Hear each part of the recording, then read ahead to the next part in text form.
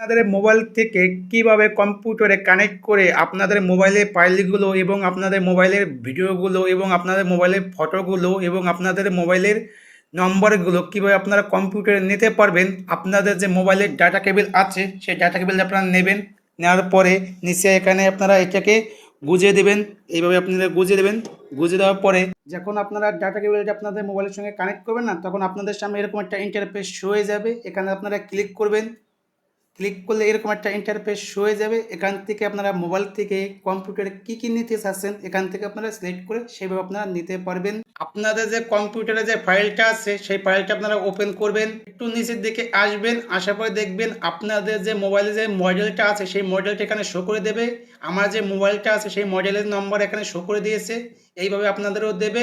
দেওয়ার পরে এখানে আপনারা ক্লিক করবেন। ক্লিক করলে এখান থেকে আপনারা ফাইল ট্রান্সফার করতে পারবেন এবং ফটোগুলো আপনারা যেগুলো নেবেন সেগুলো এখান থেকে আপনারা মোবাইলে থেকে কম্পিউটারে আপনারা নিতে পারবেন। ভিডিওটা এই পর্যন্ত। ভালো লাগলে লাইক কমেন্ট করলে মোটিভেশন বাড়ে।